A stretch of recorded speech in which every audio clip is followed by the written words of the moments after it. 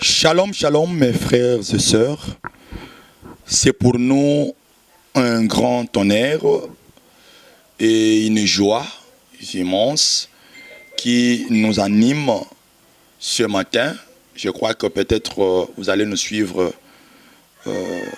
dans un moment d'histoire. Cela dépendra de l'heure à laquelle nous allons pénétrer dans vos visuels. Je crois que le Seigneur nous a permis pour pouvoir continuer ce que nous sommes en train de faire comme travail. C'est bel et bien votre humble serviteur, le pasteur Gracia Mwimbo. J'étais en train de parler sur la notion de l'errance, parce que c'est ça notre thème.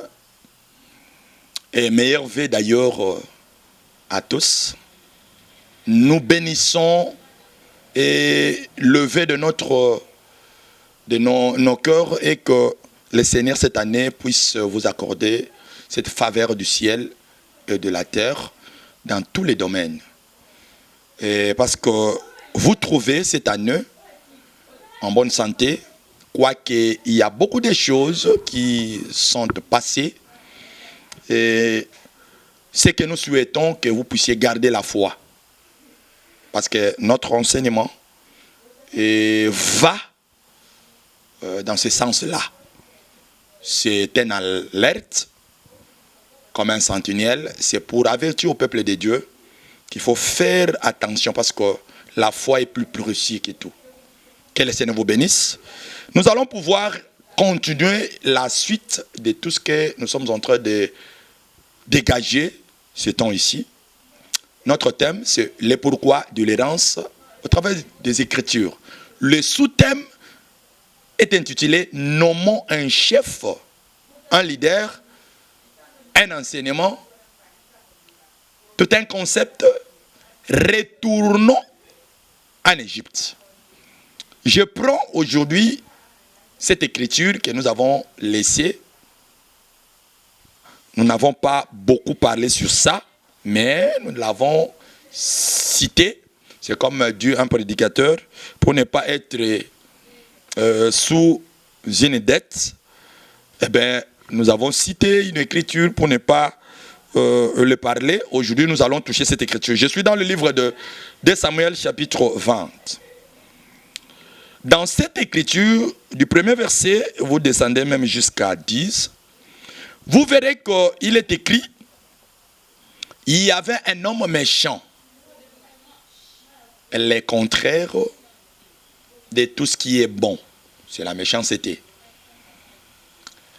Il est écrit dans le livre de Psaume 84. Psaume 84, le verset 10 à 14. Je prends 14 ou 13. Le frère David chante, il dit,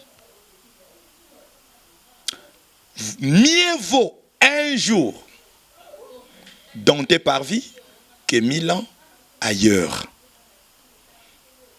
En bas, il le prend ailleurs, il va expliquer. Il dit, vaut mieux rester dans les seuils de la maison de Dieu que se trouver dans les tentes des méchants. Hein? Dans cette écriture de Samuel 20, nous avons un homme méchant au nom de Sheba, fils de Béri. Il fit Benjamin. Bien aimé, cet homme, un jour, dans le parcours de David, que j'aime beaucoup, il a sonné une trompette. J'avais dit, 1 Corinthiens 14, le verset 8, Paul explique la trompette égale à la prédication. Donc quelqu'un qui vous prêche, comme moi là, je vous parle des choses d'en haut, je suis en train de sonner la trompette. Or, quand Paul touchait sur cette notion, il était en train d'exploiter, expliquer nombre 10. Parce que le Seigneur parlera à Moïse, fais-toi des trompettes bâties à travers cette matière d'argent, parce que l'argent va nous parler du rachat. Que le Seigneur vous bénisse. Maintenant, il dira, l'un de ces trompettes va vous servir de pouvoir rassembler le peuple. C'est-à-dire, les deux trompettes d'ailleurs avaient pour but de rassemblement, mais l'un avait comme son, l'écriture dira, ça sonnera sans éclat. Mais cette fois-ci, quand le trompette sonnera sans éclat, ça sera pour rassembler le peuple, et le peuple seront devant les sacrificateurs pour pouvoir écouter la parole de Dieu. Sans éclat. Mais l'autre avec éclat, c'est pour le rassemblement du peuple qui va les ramener à cette notion du combat ou le départ. Je crois que nous avons compris. Maintenant, le frère Paul prend cet enseignement de nombre 10. Il va interpréter que un trompette égale prédicateur. Donc tout prédicateur qui prêche, il est en train de sonner les trompettes. Maintenant, écoutez-moi. Non, dès Samuel 20, nous avons vu Sheba sonner les trompettes. Mais les sons qui étaient sortis dans cette trompette n'étaient pas pour l'amour, pour la réconciliation. Parce que frère Paul le dit, nous avons réussi, n'est-ce pas? Quoi? Le ministère, c'est-à-dire les dons ministériels, quand nous nous mettons à prêcher, nous avons pour but de pouvoir rassembler l'homme et la femme. Il l'appelle ministère de la réconciliation. Que le Seigneur bénisse mon frère Joël Bopore qui comprend ces choses. Nous disons que Sheba sonna une trompette qui devait déconnecter le peuple d'Israël avec leur leader que j'appelle David. Et vous lisez avec moi, vous verrez que tout Israël s'est déconnecté. Chacun à sa tente. Point de part, point de héritage avec David. Mais il y avait un reste qui n'avait pas fléchi genou concernant sous cet enseignement. Ils étaient attachés. Et c'était la tribu de Juda. J'aimerais bénir de partout, même il y a les faux partout, le Seigneur a toujours gardé un reste. Même ces jours-là, quand Élie pleurait que tous les prophètes sont morts devant le prophète de Baal, mais le Seigneur avait répondu, Élie n'est en fait, je me suis réservé 7 000 hommes qui n'ont pas fléchi, qui ne sont pas souillés. Bien aimé, écoutez, j'ai tiré toutes ces choses dans ce texte de Nombre 32, au premier verset, jusqu'à 34. Nous avons vu les 3 frères que j'avais martelé beaucoup, Riba, Gad et demi-tribu de Manassé, qui ont répété la notion de nombre 14, l'enseignement sur Kadès de Barnéa, où est débité l'errance d'Israël, 38 ans. Deutéronome 2, 4.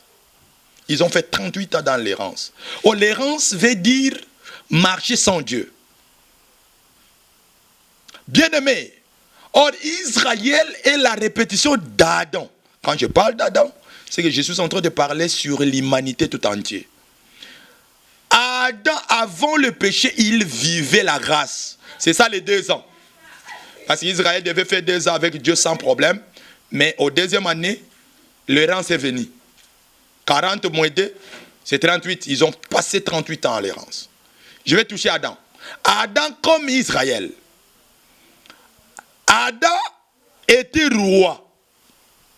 Adam était la brebis de Dieu. J'avais dit cela. Étant la brebis, il va aussi prendre cette coloration de la femme. Nous disons que le serpent qui va aussi incarner la méchanceté, parce que selon Jean chapitre 8, Jésus dira, il fit métrier dès le commencement. Nous disons que comme Béri, qui a sonné, lui étant un homme méchant, c'est-à-dire il répète cette notion de l'Éden. Parce qu'en Éden, quand le serpent a sonné un trompette, il a enseigné d'Ève en Adam. Nous avons vu la conséquence, c'est que Adam devait être abattu. Adam devait être déchu. Adam devait être, n'est-ce pas, désgradé. Il devait être dépossédé de toutes les capacités que Dieu lui avait données. Et tout à coup, nous étions tous errants, selon le livre de, n'est-ce pas, Ésaïe 53. Il est écrit tous, l'humanité, hein? Nous étions tous errants. Chacun suivait ses voies. Quoique cette prophétie, c'est pour Israël, qui aujourd'hui, du fait que Israël, selon le livre de Jean, chapitre 19, le verset 14 à 15, devant Pilate, Israël a choisi César. C'est-à-dire, il a accompli la pensée de Nombre 14. Ils ont nommé un chef, et ce chef, c'est César. L'incarnation du diable. N'est-ce pas? Au prix du rejet du véritable roi, qui était le Seigneur Jésus-Christ. Est-ce qu'on comprend ces choses? Maintenant, aujourd'hui, nous disons qu'Israël est en errance. Il est sans Dieu. Tout ce que vous voyez là, nous disons que ce n'est que des futilités. Aujourd'hui, nous disons que Israël est sans Dieu. On comprend? Parce que le Seigneur, Dieu aujourd'hui, est en Occident. C'est de la même manière que les 3 frères, Ribin, demi-tribu de Manassé et Gad, qui fit les aînés de leur famille, ont manifesté. Maintenant, Moïse, comme prophète, dira, vous venez de répéter Nombre 14. Et la conséquence sera, ils sont restés à l'Orient, ils n'ont pas possédé Canaan. J'aimerais exhorter ici, mes frères. L'errance, c'est quand nous marchons sans Dieu. Oh, Dieu, c'est la parole. Nous avons de ces églises-là qui ont abandonné la vraie parole. Nous avons de ces prédicateurs-là qui ont rejeté la doctrine. Parce que quand nous disons restauration, on ne peut que restaurer ce qui a été. Il y a de ces prédicateurs-là qui, avant, avaient la bonne parole, prêchaient de bonnes choses, se conduisaient selon la saine doctrine, vit l'état actuel, vit des réalités qui arrivent aujourd'hui, vit des vents de la mondialisation. Ils ont dit embrasser d'autres choses. Et nous disons que si vous avez de tels prédicateurs, c'est-à-dire ils ont nommé un chef qui est contraire à Christ. Bien-aimé, prendre une écriture révélée, ce n'est pas ce qui prouve que l'homme a Dieu. Nous disons que c'est quand l'applicabilité de la doctrine dans la conscience. Aujourd'hui, nous avons des prédicateurs qui ont des fléchissures dans leur conscience. Pourquoi? Ils sont aujourd'hui apostats. Je prends un élément. Il y a beaucoup de prédicateurs que nous avons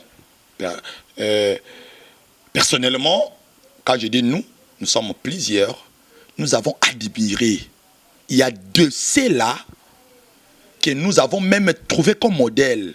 Mes frères et sœurs, aujourd'hui que nous parlons, ils ont manifesté cette notion. Ils ont nommé d'autres choses qui sont contraires à l'évangile qu'ils ont enseigné. D'ailleurs, le frère Paul dit, et ma prédication n'était pas reposée sur les erreurs. Il y a des baptêmes, ils se sont fait des fidèles à travers leur prédication. Mais ce sont eux, aujourd'hui, qui changent des enseignements, de prédicateurs inconstants. Je prends, parce qu'aujourd'hui, il y a cette notion de confession. Moi, je confesse ceci. Celui-là confesse ces choses. Et nous allons trouver un prédicateur de son propre gré, il prend une autre position. Je vais toucher, je crois que ça va donner, ça va susciter un grand débat. Je préférais que cet espace, cette émission, la plume d'un habile écrivain, soit un lieu où le prédicateur, qui vont nous contacter, d'ailleurs nous mettons nos numéros, nos contacts, nous sommes vraiment, nous sommes joignables. Contactez-nous, venez expliquer, vous nos pères, surtout de l'évangile éternel. Hier, vous nous avez enseigné sur cette notion de la dîme. Que la dîme, c'était l'enseignement de l'Orient. C'est que nous, aujourd'hui, nous sommes à l'Occident. C'est que je suis en train de parler que la dîme était l'ombre des choses. La dîme, c'était l'écriture. Or, nous, l'Église, nous sommes bâtis sur la révélation, parce que Christ, c'est la révélation. C'est une écriture qui devait être répétée, plutôt révélée. Mais ce sont aujourd'hui, vu qu'il y a cette notion de difficulté, bien-aimés, nous trouvons des prédicateurs qui changent de position. Et ils vont aller chercher des ceintures de figuier. Ils sont aujourd'hui forts aux écrits pour pouvoir chercher de voies et moyens faire introduire la dîme. Il y en a ceux-là qui disent que nous prenons la dîme d'Abraham. Dans cette émission, nous allons toucher ces choses. La dîme. Là déjà, j'ai béni tous les prédicateurs qui confessaient que la dîme est prenable aujourd'hui dans cet évangile. Je vous bénis avec cette notion. Je bénis encore ceux-là qui croient que la dîme, c'est l'écriture. Mais cette écriture devait être assaisonnée, en d'autres termes, interprétée. C'est-à-dire pour eux, la dîme, c'est l'ombre des choses. Là, déjà, je vois mon papa, que j'aime beaucoup, le docteur Alexandre Mpia, qui soutient avec tous ses enfants, tous les prédicateurs, de partout. Je vois le docteur Égide Kakessa, que je salue, qui confesse que la dîme, c'est l'ombre des choses. Donc, dans cette émission, je vais le recevoir. J'aimerais qu'il y ait cette disponibilité pour pouvoir éclairer. Sinon, nous allons dire que c'est cette notion de nombre 14 qui est répétée. Qui sont ceux-là qui ont nommé un chef, c'est-à-dire un autre enseignement, et qui a pour but de les amener en Égypte? Est-ce que ce sont ceux qui croient que la dîme, c'est l'ombre des choses? Est-ce que c'est ceux qui croient que la dîme est actualisable dans cette sacerdoce que j'appelle sacerdoce royal, avec le frère Paul? Voilà, ce sont des choses que nous allons toucher. Donc, nous disons, bien aimés, aux choses de Dieu, le Seigneur nous enseigne cette notion de la constabilité. Donc il faut être constant. Parce que la notion de l'apostasie existe. Il y a même des critères qui, quand nous sommes arrivés dans ces choses, nous avons aspiré. Ce n'était pas comme se passent les choses aujourd'hui, mes frères. Même il y a cette légèreté des choses dans nos assemblées.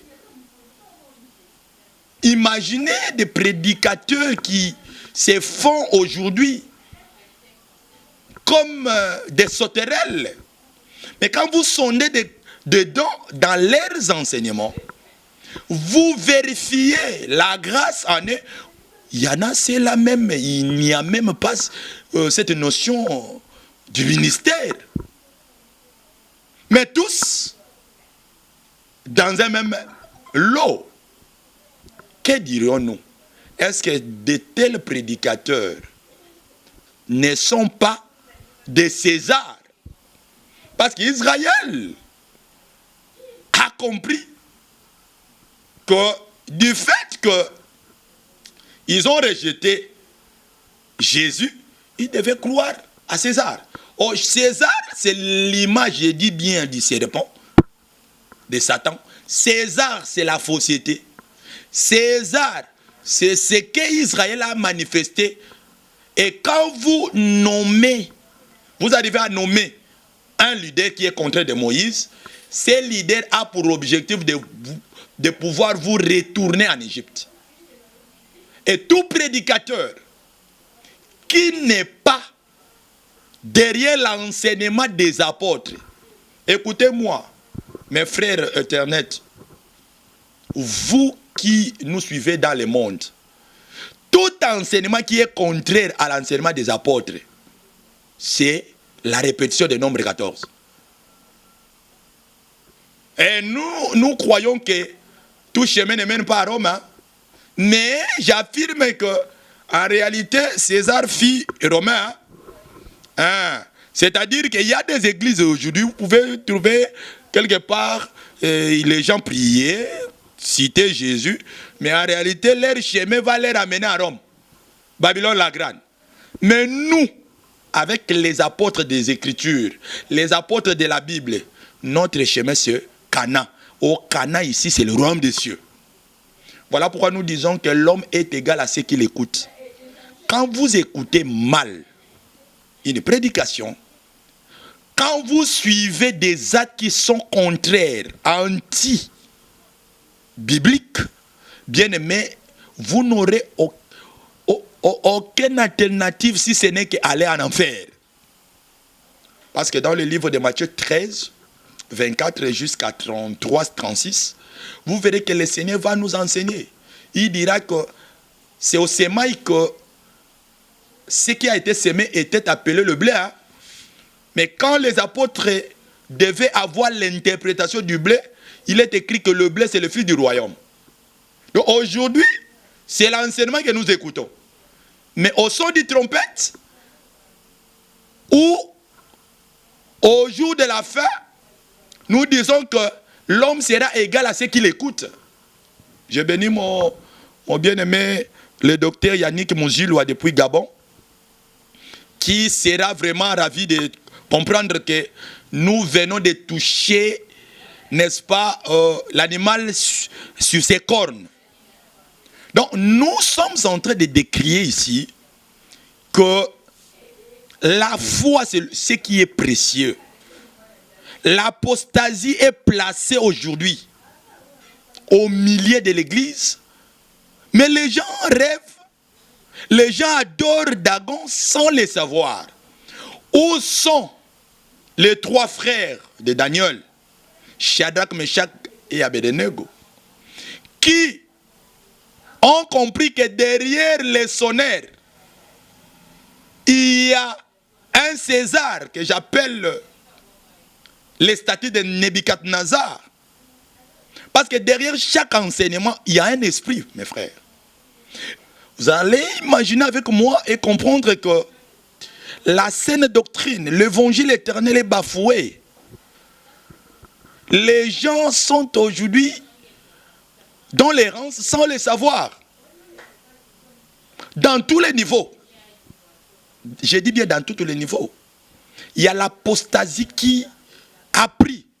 Même quand je lis les 7 églises d'Asie, je suis en train de voir ce que le Seigneur a prophétisé. Je me dis que c'est aujourd'hui vivable. Mais il y a la doctrine du nicolaïsme qui se place partout. Aujourd'hui, même l'œuvre de Dieu, que nous appelons les églises locales, bon, les assemblées qui réunissent, n'est-ce pas, le membre, là où nous nous réunissons, sont en train d'être dans ces lots-là, papoteurs. En d'autres termes, il y a la doctrine du nicolaïsme qui se place. Plus loin encore, la doctrine des jézabélismes, parce que nous disons que jézabélisme, ce n'est pas ce que présentent les gens aujourd'hui, les femmes avec des mèches là, non. C'est encore plus loin, il faut voir encore beaucoup de choses sur ça. Parce que la fémininité, aujourd'hui, qui touche le vêtement de l'homme, c'est le jézabélisme. Bien aimé, je peigne. Il y a même des prédicateurs aujourd'hui qui ne le sont pas. Mais parce que c'est un petit mot confiant. Et ils touchent les sacerdoces. La conséquence c'est quoi? C'est le peuple qui en subisse. Vous verrez que les peuples ne seront pas graciés de ce que Dieu a donné dans le ministère. Parce que le ministère est là pour pouvoir, n'est-ce pas, délivrer. Et délivrer sur le plan spirituel et physique. Parce que c'est Melchisedec. Il y a la royauté et le sacrificature. Ça j'aime. C'est pour autant dire que étant sacrificateur, vous êtes loin pour délivrer les opprimés, les captifs. Étant sacrificateur, vous annoncez la bonne nouvelle. C'est de la bouche du sacrificateur qu'on reçoit quoi? Les oracles de Dieu, c'est l'enseignement. Et ces enseignements-là, c'est pour épirer les enfants de Dieu, enlever l'opprobre, le fait quitter du ténèbre à la lumière. Mais il y a ce qu'on voit ici, quelqu'un qui n'est pas de race. Le vite de race des enfants d'Aaron, nous disons que la conséquence est désastreuse. Bien aimé, comprenez avec nous que c'est avec douleur que nous sommes en train de parler ces choses. Nous avons quitté l'Égypte, c'est-à-dire de fausses enseignements. Là, je suis en train d'adresser dans cette communauté des assemblées des saints. Nous venons de quitter d'un contrée que nous appelons le Matuluku, un contrée que nous appelons là où il y a la fausseté. Nous sommes en marche vers Canaan, mais nous trouvons des sonnets de trompettes, des shébas, prédicateurs, frères, sœurs, en train de pouvoir détourner, amener Israël à faire un Kadès. J'atterris ici, mes frères. Écoutez, il y a eu même un moment, moi quand je venais dans cet évangile, j'ai trouvé, quand on appelle un saint, un frère saint, une sœur saint, vous verrez directement, il incarne, un prédicateur incarne l'enseignement, mais aujourd'hui il y a la modernité dans cet évangile. Nous voyons même les femmes des prédicateurs qui prend une coloration que nous appelons mondaine. Oh, il est écrit, ne vous conformez pas au siècle présent. Où est la pudeur par rapport à cette notion vestimentaire de sœur? Oh, bien-aimé, l'évangile, la sainte doctrine est bafouée. Il y a de n'importe quoi. Réveillons-nous, mes frères et sœurs. Voilà. Nommons un chef veut tout simplement dire embrasser tout ce qui est contraire à l'évangile éternel, Et la conséquence, ce sera le péché, l'enfer, ainsi de suite. Que le Seigneur vous bénisse. C'était votre humble serviteur, le pasteur Gracia Moimbo. Nous sommes là, j'avais dit, cette année, nous allons beaucoup parler, parce que le Seigneur nous accorde. Je bénis mon réalisateur, le bien-aimé docteur Joël Boporé. Je bénis tous les enfants de Dieu, tous mes enfants qui sont attachés avec nous. Mfoudi, Meshak, Mfoudi Sadissa, Riban, et tous nos sœurs de partout, la sœur divine, que j'aime bien. Ça c'est, n'est-ce pas, ma brebis, ça c'est codable. Mon frère Joël Boporé comprend. Je bénis la famille à maman Loti, depuis Lemba. Donc je bénis tous les enfants de Dieu. Jusque-là, tenez-vous bien. Prenez nos contacts et mettez quelque chose sur M-Pesa. Mettez quelque chose sur Orange Money. Nous avons vraiment besoin de ces soutiens pour pouvoir mieux travailler. Nous sommes vraiment zélés pour pouvoir vous amener beaucoup de choses. Vous verrez beaucoup de prédicateurs passer ici. Donc vous êtes à l'extérieur, mon frère Glody, depuis Grèce. Nos contacts sont là. Joignez-nous sur WhatsApp. Envoyez-nous quelque chose sur Western Union, MoneyGram. C'est pour pouvoir soutenir l'œuvre de Dieu. Jusque-là, tenez-vous bien. Que Dieu vous bénisse.